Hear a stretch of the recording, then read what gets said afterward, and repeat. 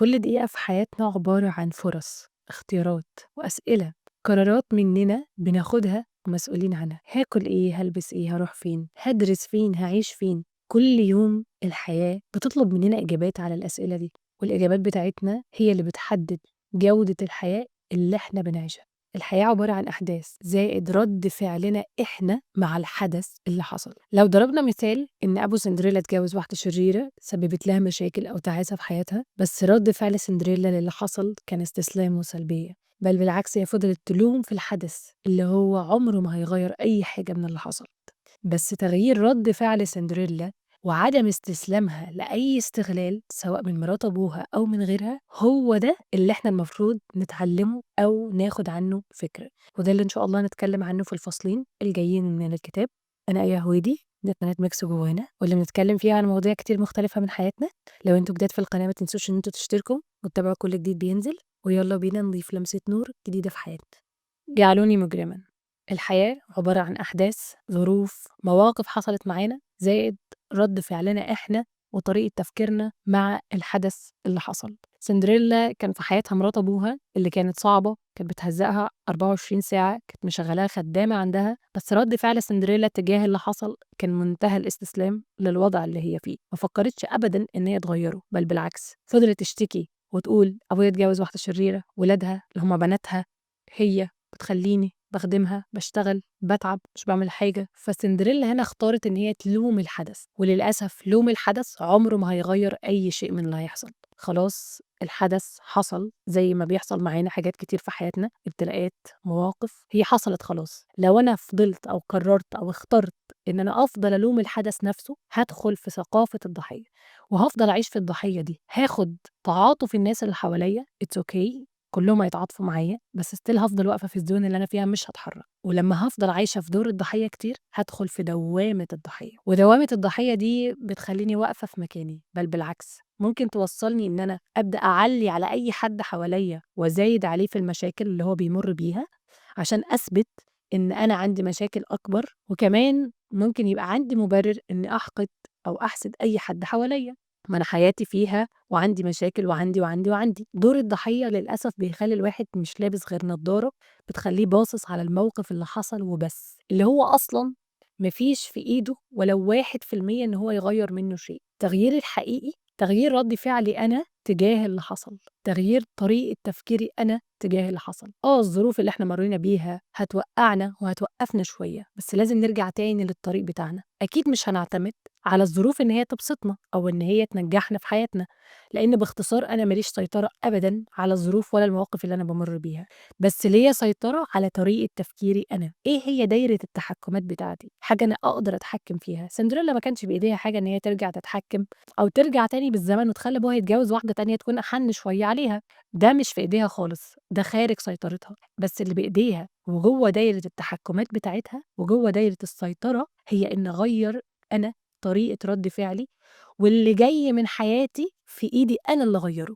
الchapter هنا كُلّه أو الفصل الجديد ده كُلّه بيتكلّم عن فكرة أو ثقافة الضحية، قد إيه مهم إن إحنا لازم نفهم إن إحنا ممكن نُقع فيها غصب عنّنا، عن طريق إن إحنا نفضل نلوم الحدث ونلوم الظروف ونلوم البيئة اللي حوالينا ونلوم أي ظرف أو أي مشكلة أو أي ابتلاء إحنا مرّينا بيه وقّفنا شوية في حياتنا. مهم إن إحنا ما نفضلش واقفين في الzone دي كتير أو في المكان ده كتير، نفضل نلوم، نلوم، نلوم، لإن ده عمره ما هيغيّر شيء، بس لازم ناخد بالنا إن إحنا نبدأ نغيّر تفكيرنا. طب نغيّر تفكيرنا إزاي؟ أنا دلوقتي في وضع معيّن بيسبب لي مشكلة في حياتي أو مشكلة أو مُعضلة في حياتي، أول حاجة محتاجة أغيّرها هي إني أخرج من عقلية الضحية، ده تمامًا، ده اللي لازم حرفيًا نخرج منه. تاني حاجة بيتكلم فيها وأهم حاجة هو إن إحنا هنكون مسؤولين حتى لو عن 10% من حياتنا. في 4 أسئلة من الأسئلة المهمة، وهو أول سؤال فيهم إيه أكتر جانب في حياتي أنا مش راضية عنه؟ أنا حاليًا عندي جانب في حياتي أنا مش راضية عنه، هو اللي مسبب لي المشكلة، وأنا already بارمي اللوم كله على الجانب ده. تاني حاجة أو تاني سؤال، إيه اللي أنا باعمله غلط في الجانب ده محتاج إن أنا أغيّره؟ تالت حاجة، إيه اللي أنا باعمله كويس في حياتي محتاج إن أنا أزوّده أو أشتغل عليه؟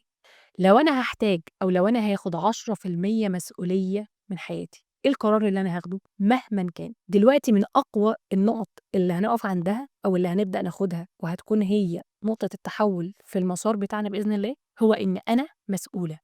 أنا مسؤولة عن كل اللي جاي في حياتي، سواء إن أنا هاوقّف اللوم، هاوقّف الfocus اللي أنا مركّزاه على المشاكل والعقبات والظروف اللي أنا بامُر بيها، واللي أنا رامية كل اللوم وكل الحِمل عليها إن هي السبب في الفشل اللي أنا فيه، هي السبب في التأخير، هي السبب في التعاسة، في الحزن اللي أنا فيه. يبقى كل اللي فات ده خلاص، كل اللي جاي أنا اللي مسؤولة عنّه بإرادتي، باختياري. أنا المسؤولة حتى لو 10% عن جانب معيّن من جوانب حياتي. عندي مشكلة في التأخير، هاتحمّل 10% من المسؤولية دي، بالتالي هاصحى بدري شوية، هاجهّز لبسي من بالليل مثلًا، هابدأ أعمل ترتيبات إن أنا أقلّل النسبة بتاعة التأخير. يعني أنا كده أخدت مسؤولية عن جانب معيّن في حياتي، ممكن يكون مسبب لي مشكلة في الشغل، في الجامعة، في الدروس، في البيت، في أي مكان.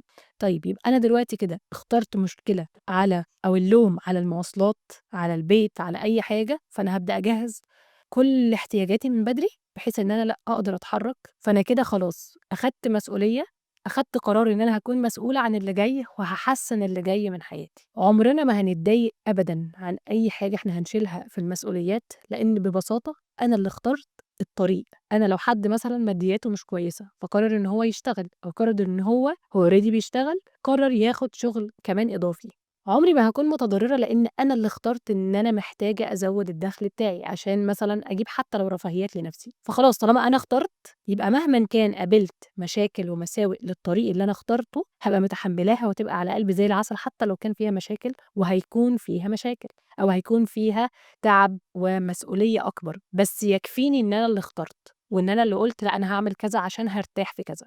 زي ما اتفقنا أنا مسؤولة، يعني أنا هاتحمّل العواقب والنتايج، بالعكس هاكون مبسوطة لإن دي الخطوات بتاعتي أنا وأنا اللي اخترتها مش مفروضة عليّا. ببساطة السعادة بتيجي من جوّه لبرّه مش العكس، مش باعتمد على شخص أو مكان أو خروجة أو حاجة معيّنة هي اللي هتجلب لي السعادة. المنظور ده غلط تمامًا. أنا مسؤولة، دي أول خطوة في الطريق بتاعنا بإذن الله، هي أنا مسؤولة. هاخرج من دوّامة إن ألوم الحاجة اللي حصلت، من دوّامة أو دور الضحية، أنا المسؤولة عن كل اللي جاي من حياتي. أنا اللي هاختار، أنا اللي هاقعد أشوف إيه الجوانب اللي أنا قوية فيها واشتغل عليها أكتر وأزوّدها، إيه الحاجات الغلط اللي أنا باعملها ومحتاجة أصلّحها، إيه الجوانب اللي أنا مش راضية عنها فعلًا في حياتي، وإيه الحاجات اللي أنا ممكن آخُد عنها 10% مسؤولية من حياتي.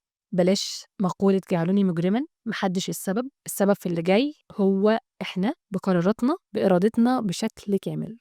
يلا ندخل في الفصل التالت، الباب التالت، أنا متوازنة. قال رسول الله صلى الله عليه وسلم: إن لربك عليك حق، ولنفسك عليك حق، ولأهلك عليك حق، فاعطِ كل ذي حق حقه. صدق رسول الله صلى الله عليه وسلم. السعادة والطمأنينة هي فطرة الإنسان اللي هو اتخلق بيها، الاستثناء إن يحصل أي حاجة تخرب عليه ده. لو روحنا شبعانة فهنكون سعيدين، لو مش مبسوطين معناها إن روحنا ناقصها حاجة ما أخدتهاش. جسم الإنسان بيكون محتاج أكل وشرب ونفس علشان يقدر يعيش ما يموتش، بس محتاج برضه vitamins عشان يقدر يزدهر وتبقى حياته أحسن ويكون متوازن.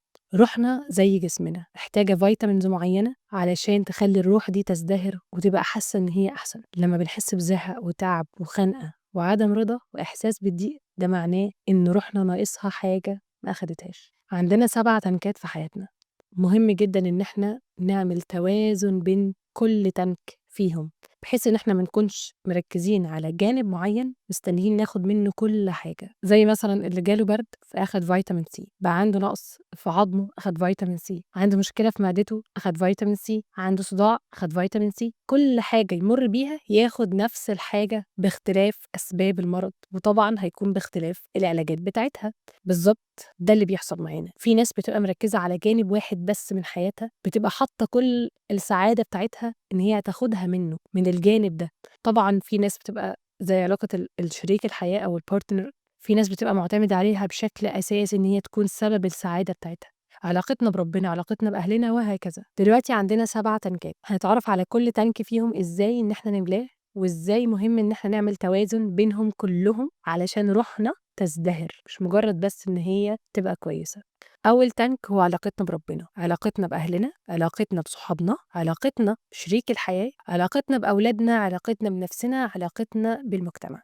أول تانك معانا هو علاقتنا بربنا. مهم جدًا إن أنا أعمل مع ربنا علاقة بجودة، مش مجرد إن أنا بأدّي الصلوات اللي عليَّ وخلاص، أو بأدّي العبادات بتاعتي وخلاص. يعني إيه علاقة بجودة؟ طبيعي لو إحنا قاعدين مع شخص بنتكلم معاه أو بنطلب منه طلبات، مستحيل هاطلب منه طلب وأنا سرحانة أو مش مركّزة معاه أو مش فاهمة هو عاوز يقول لي إيه. طبيعي لو أنا باعمل كده مع شخص في الدنيا مش هاعمل علاقة بجودة معاه، مش هيكون بيني وبينه علاقة قوية غير لمّا أكون باسمعه كويس، بافهم هو عاوز يقول لي إيه، باطلب منه طلبات وأنا مركّزة معاه، باعرف احتياجاته كويس. ده بالضبط اللي إحنا محتاجين نعمله في علاقتنا مع ربنا، نعرف إحنا ربنا عاوز مننا إيه في كل موقف وفي كل دور وفي كل حاجة بنمُر بيها في حياتنا. لم نُخلق عبثًا، كل موقف بنمُر بيه ربنا بيبعت لنا منه رسالة إن إحنا ناخد فيها طريق معين أو نبدأ نتصرف فيها تصرف معين.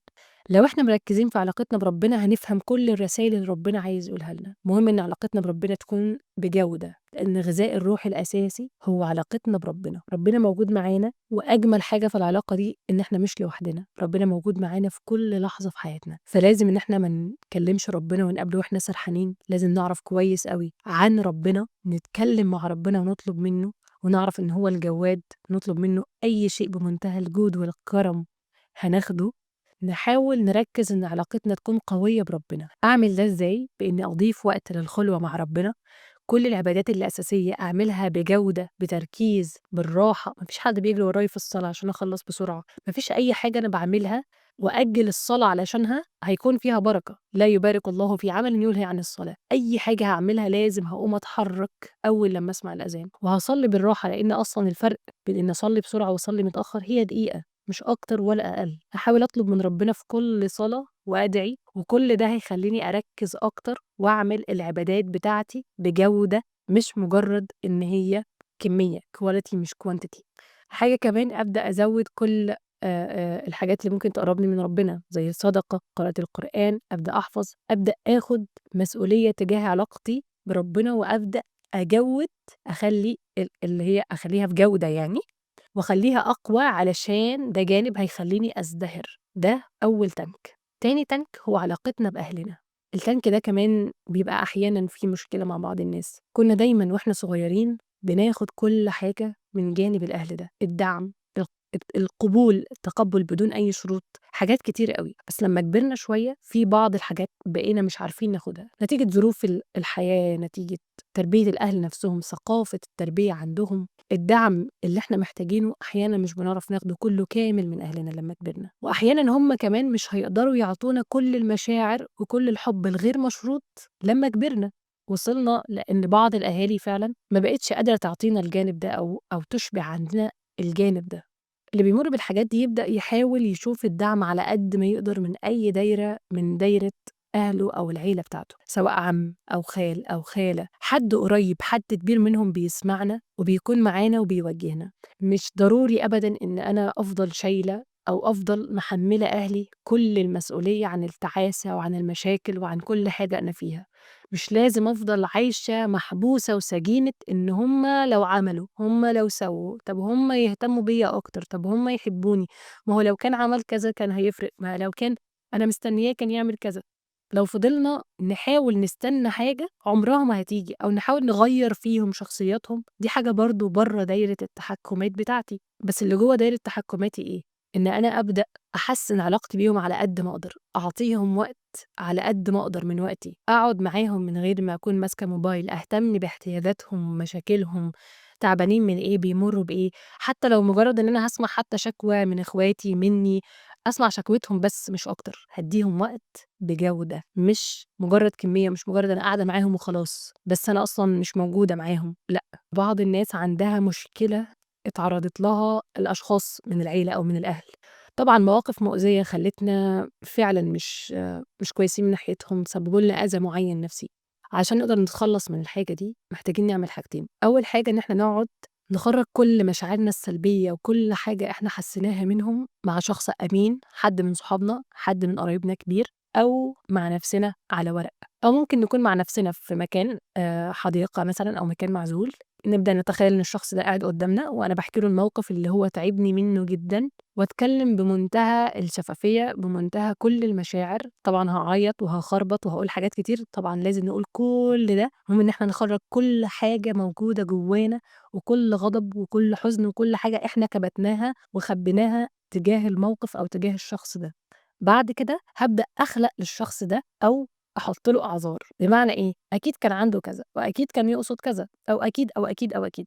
لو ضربنا المثال على سندريلا، هي محمّلة باباها كل تعاستها لإنه اتجوّز واحدة شريرة، والست دي أذتها جامد. لو هي خرّجت كل الطاقة اللي جواها ده تمام زي الفل، بس لو حبّت بقى تحُط أعذار لباباها، ممكن يكون إن هو اختار ست معاها بنات اعتقادًا منّه إن بناتها دول هيكونوا اخواتها، هيكونوا معاها، هيكونوا حنيّنين عليها، أو إن هي بنوتة محتاجة مثلًا هو فكّر إن هو يجيب لها مثلًا، ما يعرفش إن هي تكون شريرة أو ما يعرفش إن هي تكون مؤذية، وهكذا. نبدأ نحُط للشخص ده أعذار لكل رَد فعل أو لكل فعل هو عمله. ديًا مش قادر إن هو يكفّيكِ أو يكفّيك زي ما أنت عايز، هو عمل اللي هو يقدر عليه.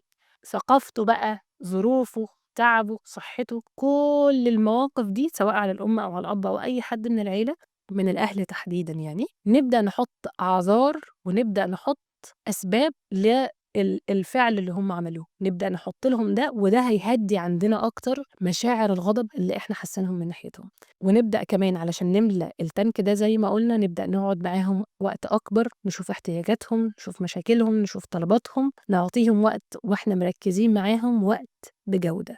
تالت تانك هو التانك صحابنا، تانك الصحاب، الفرفشة، الضحك اللي من القلب لفترات كبيرة جدًا. التانك اللي بتكون فيه على طبيعتك، مش محتاج إن أنت تتجمل ومش محتاج إن أنت تتصرف أي تصرف تاني يخلّيك شخص مش أنت اللي عليه. صحابنا القُدام دايمًا كنا بنلمس ده فيهم. مهم جدًا إن إحنا نقوّي علاقتنا بصحابنا القُدام، ندّيهم وقت، نتقابل معاهم أقل حاجة مرّة في الأسبوع، مرّة كل أسبوعين ننزل نقابلهم تاني، نقضّي معاهم وقت تاني، ونقضّي معاهم وقت برضه بجودة، نضحك فيه من قلبنا، نشارك فيه كل همومنا وأحزاننا، ونشارك برضه فرحتنا وإنجازاتنا والحاجات الجميلة اللي إحنا عملناها. كمان مهم إن إحنا نملى التانك ده عن طريق إن إحنا نتعرّف على ناس جديدة. حاولوا تعملوا صحاب في أي مكان، سوبر ماركت، مواصلات، طوابير واقفين فيها في أي مكان بتعملوه، في الجامعة، في محل تشتروا منه حاجة، أي مكان. حاولوا تتعرّفوا على الناس اللي حواليكم وتخلقوا أسباب للتعارُف وتبدأوا تاخدوا وتدّوا كده في الكلام. بجد هتكوّنوا صداقات وهتلاقوا ناس كتير أوي. حاولوا تعملوا صداقات للحاجات اللي أنتم أو للناس في مجال أنتم مهتمين بيه، حد مهتم بمجال التصوير، مهتم بصناعة المحتوى، مهتم. ابدأ دَوّر على الناس اللي حواليك اللي مهتمة بنفس الحاجة اللي أنت مهتم بيها، كوّن صداقات جديدة في المجال ده، هتفرق معانا جدًا، جدًا. وهنبدأ نملى التانك ده واحدة، واحدة. التانك ده مهم لإنه بيخلّينا فعلًا نبقى منطلقين، عايشين حياتنا كلّها فيها إن شاء الله توازن. الجانب ده أو التانك ده هو تانك الدعم والفرفشة والضحك فعلًا اللي من القلب عشان الحياة تهون. بيكون فيها حد من صحابنا بيسمعنا، مهم جدًا إن إحنا نختارهم ناس يشبهونا، مش مجرد صحاب وخلاص وعدد، لأ أبدًا. اختاروا الناس اللي تشبهكم، ده أول حاجة. اختاروا الناس الأمينة على مشاعركم وأمينة على حياتكم، يوم ما تحكوا لهم أي حاجة تبقوا فعلًا خرّجتوها عن شخص أمين. ابدأوا افرحوا واتبسطوا واتجننوا من كل قلبكم. اعملوا حاجات فعلًا تخلّيكم تفصلوا وتغيّروا جو، وفعلًا تهوّن عليكم شوية من مصاعب أو من مشاكل الحياة اللي إحنا بنواجهها بشكل يومي. التانك الرابع، تانك علاقتنا بشريك الحياة. في ناس كتير جدًا بتبقى حاطة اعتمادها الكامل على إن شريك الحياة ده هو اللي لازم يبسطني ويسعدني 24 ساعة، أو هو بصفة عامة مصدر السعادة بتاعتي جاية من ناحيته، ولو أنا مش مبسوطة يبقى هو السبب، لو أنا مبسوطة يبقى هو السبب، وهكذا. زمان كانت علاقة الجواز مُعتمدة أكتر على الأمان والاحتياج المادي والاستقرار، ضِل راجل والّا ضِل حيطة. حاليًا في ناس الحيطة عندها بقت أحسن، الناس بقت بتدوّر على جودة معيّنة في العلاقة، زي إنه يساعدها في تربية الولاد، يبقى تكون دعم نفسي، رومانسية، تواصل. الموضوع أكبر من إن إحنا ممكن نتكلم عنه كتَنْك واحد بس بسيط، بس نقدر نحُط أساسيات وفروقات للعلاقة بين أو فرق بين الراجل والست على الأقل. تكوين الراجل اللي ربنا الفطرة اللي ربنا خلقه بيها ما بيكونش عنده حتّة التطوير والتحسين قوية زي الست. الست دايمًا بتبقى عايزة تجدد في البيت، تغيّر، تحسّن، تشتري حاجات جديدة، تضبّط ألوان، مش عارف إيه، كل الكلام ده. الراجل لأ، في الغالب مش هيصلّح حاجة غير لمّا تكون اتكسرت، ممكن كمان لمّا يبقى احتياجنا للحاجة اللي اتكسرت دي احتياج كبير، نبدأ نشتريها. ده طبيعة تكوين الراجل اللي ربنا خلقه بيها وطبيعة تكوين الست. الست دايمًا بتبقى دايمًا بتدوّر على التطوير. ده طبعًا مش معناه إن هي دايمًا هي اللي تفضل تحاول تحسّن في العلاقة والطرف التاني ما يبقاش شايل أي مسؤولية عن تقديم المساعدة. المهم إن إحنا نعمل علاقة بجودة، نعطي العلاقة بتاعتنا وقت بعيد عن روتين الحياة اليومي. ده إزاي؟ إن أنا أحسّن علاقتي بيه على قد ما أقدر. العلاقة الزوجية بتكون عبارة عن شركة، إحنا الاتنين مديرين فيها، إحنا الاتنين دخلناها مع بعض. إحنا الاتنين مسؤولين عن تطوير الشركة دي بشكل مستمر، وإن إحنا نتعلم أكتر ونعرف إيه أحسن طرق التسويق والإدارة، ونتعامل مع أي مشكلة ممكن نمُر بيها، ونكلم استشاري محترف عشان نصلّح الدنيا ونحاول نصلّح فيها على قد ما نقدر. اسألي نفسِك، هل الجو العام للعلاقة اللي بينِك وبين زوجِك مبنية على الصداقة والتشجيع والتقدير، الاهتمام، المشاركة، والّا الجو كله فيه نقد، توبيخ، بنقف لبعض على كل غلطة؟ هل في أمان إن كل واحد يطلّع اللي جوّاه من غير ما يلبس ماسكات، يتكلّم عن أحلامه وأفكاره ومشاعره من قلبه، والّا خايفين نتكلّم، نلاقي إهمال مثلًا أو إصدار أحكام؟ هل بنهتم إن إحنا نعمل جودة في العلاقة بتاعتنا، نعطي علاقتنا وقت بعيد عن روتين الحياة اليومي، حتى لو كوباية شاي نشربها بتركيز مع بعض، نتكلّم عن أي حاجة حصلت معانا؟ هل حتى لو نهاية الأسبوع بنتكلّم زي أيام الخطوبة أو أيام كتب الكتاب؟ اللي إحنا بنتكلّم فيه إن إحنا عايزين نزدهر بالعلاقة بتاعتنا، نعمل لها جودة، ندّي للوقت بتاعنا، الوقت اللي إحنا نبقى قاعدينه فيه مع بعض يكون بجودة quality time، مش مجرّد وقت إحنا قاعدينه مع بعض وخلاص. حتى بعد الخلفة مهم جدًا إن إحنا نسمع بعض، مهم إن إحنا نشارك أي وقت خلال اليوم ونتحجج إن إحنا نقعد مع بعض ونعمل جودة في العلاقة بتاعتنا.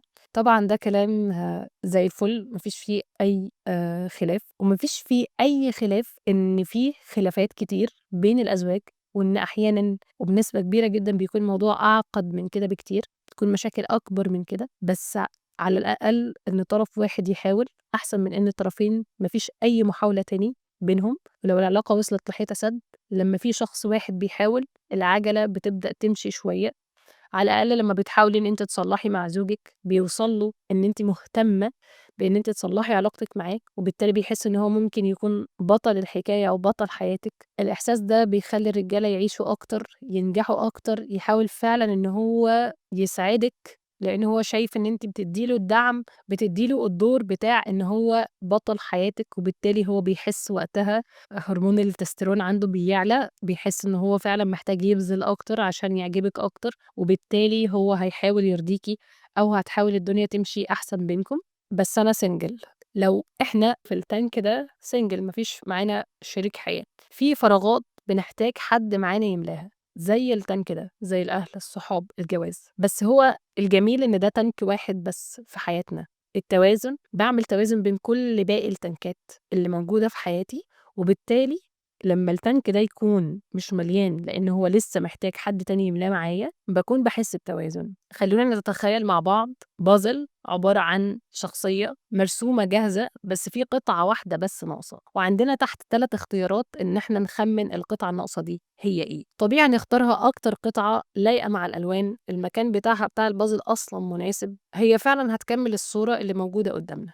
لو أنتِ بنوتة أو أنتِ شخص single حياته أصلًا مش مترتبة، حياته مش مرسومة، مش عارف جميع جوانب حياته، مش راسمها، مش محدد طريقه ولا هدفه، بالتالي هيختار الصورة بتاعة الpuzzle دي مش هتكون واضحة أصلًا قدّامه، فهيختار أي لون لمجرد إن هو يحطه ممكن كمان في أي مكان، تخمينًا وظنًا منه إن هو هيكمّل معاه الصورة بعد كده. بس اللي بيحصل إن لمّا الواحدة بتبدأ تشوف فعلًا أو الشخص بيبدأ يشوف اهتماماته وحياته، يبدأ يرسم صورة نَفْسه، يكتشف إن الpuzzle ده مكانه مش هنا، القطعة دي مكانها مش موجود هنا.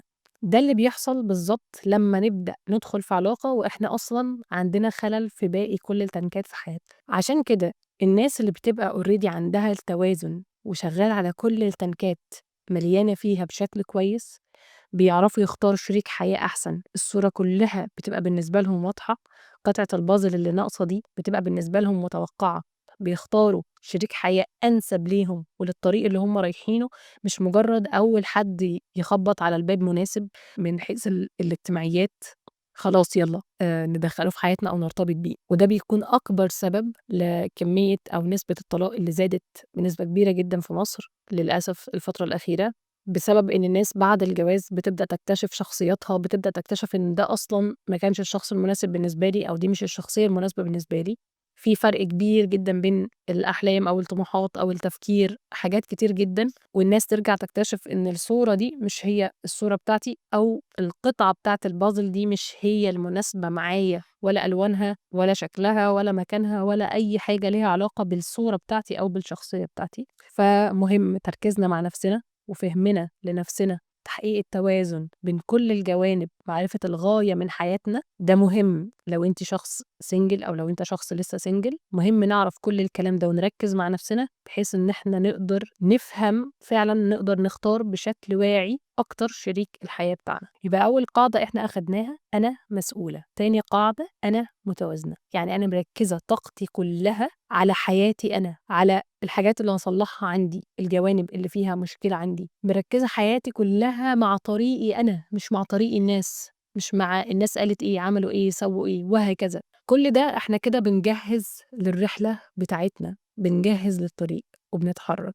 بس في نصيحة مهمة جدا، قبل ما نجهز العربية بتاعتنا أو الطريق بتاعنا والشنط بتاعتنا، بلاش نشيل طوب وزلط.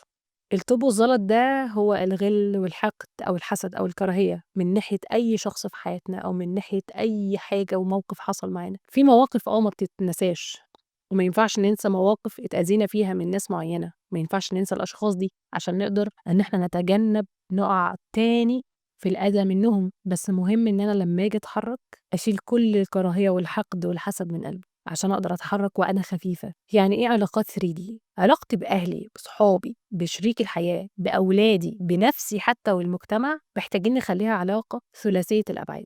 دايما هربط العلاقة دي بحاجة أكبر مني وبأكبر من اللي حواليا. لما أخلي علاقتي دي ثلاثية الأبعاد، لما أجي أتعامل مع أهلي مش هيبقى الموقف واحد واحد، حقي وحقهم، واجباتي واجباتهم، واحد واحد اتنين، مش هيبقى الموضوع ده موجود. هيبقى ربنا عايزني أتعامل مع أهلي إزاي، حتى لو في إساءة منهم بس أنا هعملهم بالحسنى عشان ربنا قال لي حاجة تانية. حتى لو صحابي اتأذيت منهم بشكل معين، أنا هعملهم برضو بطريقة معينة عشان ربنا أمرني بطريقة معينة مع الناس دي. علاقتي معاهم ما بقتش 2D، ما بقتش معتمدة على اللي جاي والنتيجة بتاعته، قد إن هي بقت مرتبطة بربنا عايزني أعمل إيه في كل علاقة أنا بدخل بيها في حياتي. بقت كده علاقتنا بأي حاجة هي علاقة ثلاثية الأبعاد. أنا مش باتعامل مع الشخص اللي قدامي عشان هو كشخص بعينه، قد إني باتعامل مع الموقف ومع الشخص على إنه ربنا عايزني أتعامل إزاي، أكون مسلم حق في التعامل في جميع الجوانب اللي أنا ممكن أتعرض لها مع أي شخص أنا باتعامل معاه، أيًا كان قرابة، صلة القرابة، أيًا كان قرب الشخص ده مني، أيًا كان الموقف، أنا هاتعامل زي ما قلنا بعلاقة فيها ربنا، فيها ربنا عايزني أعمل إيه، فيها الموقف ده حصل ليه، حاجة كده بدون قيود أو تعقيد. ده برضو من الحاجات اللي هتساعدني جدا في الطريق، إن أنا أمشي بحرية ومن غير تعقيد وأمشي خفيفة. تنك علاقتنا بأولادنا، كل العلاقات اللي في حياتنا بتكون قايمة على شروط، مش شروط قوية يعني، بس دايما هكون محتاجة إن أنا ألاقي تقدير من أهلي، تقدير من صحابي، تقدير من شريك الحياة بتاعي. بيبقى المواقف إلى حد ما متبادلة، لما هقدم حاجة هلاقيها. في بعض الأحيان لو ما لقيتش حاجة وفضلت أقدم أقدم أقدم، هوصل لمرحلة إن أنا خلاص ما عدتش قادرة وممكن أنهي العلاقة دي، سواء صحاب زي ما قلنا أو علاقة زواج. الغريب بقى والجميل في علاقتنا بولادنا إن هي فيها تقبُّل وحُب غير مشروط. مش هاحبك لو عملت الواجب، ولو ما عملتش الواجب أنا مش هاحبك، لأ، أنا هافضل أحبك حتى وأنت مش عامل الواجب، حتى وأنت شقي وصعب، حتى وأنت بتعمل مشاكل. لإن ولادنا أصلًا في الفترة دي، أو الأطفال بصفة عامة في الفترة دي، بيبقوا محتاجين الدعم والحُب الغير مشروط فعلًا، وده من نعمة ربنا عليهم وعلينا. المهم نخلّي بالنا بعلاقتنا بولادنا، نعمل معاهم بجد علاقة بجودة زي ما اتفقنا، أدّيهم وقت من وقتي، ألعب معاهم، أشاركهم اهتماماتهم، أشاركهم مشاكلهم، أتقبّلهم بكل حاجة وبكل عيوب هُم بيعملوها. هاختصر كل الكلام اللي ممكن نتكلّم فيه في الموضوع ده بحديث كانت واحدة يعني ربنا يجزيها خير يا رب كبيرة قالته لي، سِت كبيرة في السِن يعني. قالت لي إن كان في صحابي أنا مش فاكراه بالنص يعني، بس كان في صحابي بيلاعب ابنه، فسيدنا محمد صلى الله عليه وسلم سأله يعني: "بتحب ابنك؟" فقال له: "أيوه أنا باحبه." هو كان بيلاعب ابنه، فسيدنا محمد قال له إيه، قال له إن الإنسان يعني أو الشخص اللي بيتردّى ولده في الدنيا حتى يرضى، يعني يفضل يسكّت في النونو كده أو في الطفل أو في الولد ويفضل يساعده ويراضيه ويحاول يلاعبه عشان يرضى، أو لو هو بقى تعبان الفترات اللي كلّنا بنمُر بيها، لأ الطفل بيسنّن، لأ بيمشي، لأ كذا، لأ تعبان، أيًا كان حتى ممكن يبقى زهقان بس كده وبيعيّط، "من ترضّى ولده في الدنيا حتى يرضى، ترضّاه الله في الجنة حتى يرضى." يفضل ربنا يسأله في الجنة راضي؟ فيقول له مثلًا عايز كذا، فربنا يفضل يراضيه في الجنة ويعطي له كل الحاجات اللي هو عايزها لحد ما يرضى في الجنة. فدي حاجة يعني غيّرت وإن شاء الله هتغيّر معانا كتير جدًا في علاقتنا وفي مفهومنا بعلاقتنا بولادنا، مهمًا سببوا لنا تعب، مشاكل، عدم نوم، حاجات كتير بصراحة. يعني الأمومة طلعت تقيلة وشديدة وصعبة، مش سهلة أبدًا، أبدًا. يمكن من أول يوم الواحد فِهِم يعني ليه الجنة تحت أقدام الأمهات من كل اللي هي بتمُر بيه في فترة التربية. يعني إحنا الواحد حتى يمكن في البداية لسه ما جاش لموضوع التربية ده خالص، مجرّد بس إن هو بيلاعب طفل، بيسكّته، بيتابعه في كل احتياجاته وهكذا، فالموضوع بجد مُتعب. فمن ترضّى ولده في الدنيا حتى يرضى، ترضّاه الله في الجنة حتى يرضى. دي حاجة كده نقطة وخلاص كده، يعني حاسة إن هي من أقوى الحاجات اللي تخلّينا نصبر على كل المشاكل وكل حاجة ممكن نلاقيها من ولادنا، في مقابل إن ربنا بيرزقنا على ده الجنة، ومش بيرزقنا على الجنة وبس، لأ ده كمان بيفضل يخلّينا نطلب حاجات كتير جدًا في الجنة لحد لمّا نرضى أكتر وأكتر كمان. كده نكون وصلنا لنهاية الحلقة. خلّونا فاكرين أول مبدأ هو أنا مسؤولة وهاكون أنا مسؤولة عن اللي جاي كُلّه من حياتي. هاحاول أضيف 10% مسؤولية عن جانب معيّن أنا عايزة أصلّحه في حياتي اللي جاية، وابدأوا جاوبوا على ال4 أسئلة اللي موجودين في الفصل التاني. تاني مبدأ هو أنا متوازنة، نحاول إن إحنا نعمل توازن بين كل التنكات اللي موجودة في حياتنا. لو هنرسم ورقة كده ونرسم فيها كل تنك ونبدأ نحط نسبة التنك ده أنا باصُب فيه كام في المِيّة أو أعطيه كام في المِيّة. في تنكات هنعطيها 10%، 20، 30، في تنك ممكن نلاقي نفسنا مهتمين بيه 80% أو 90%. نحاول إن إحنا نشوف أقل تنك واخد معدّل معانا وواخد رقم معانا، نبدأ نشتغل عليه ونبدأ نزوّد التانك ده لحد ما يوصل على الأقل 50% أو يوصل لأقرب رقم بعده وهكذا، عشان نقدر نحقق التوازن في حياتنا. نحاول ندّي لكل ذي حقٍ حقّه، نحاول نعمل وقت بجودة مع كل جانب وكل تانك في حياتنا، من أول علاقتنا بربنا لحد علاقتنا بنفسنا وعلاقتنا بأهلنا وبولادنا وبشريك الحياة. ما تنسوش إن أنتم تقولوا لي رأيكم في التعليقات، وتقولوا لي رأيكم في الحلقة بتاعة النهارده، وتشجعوني طبعًا وتتابعوا كل جديد بينزل، وأشوفكم إن شاء الله في حلقة جديدة قريب، والسلام عليكم.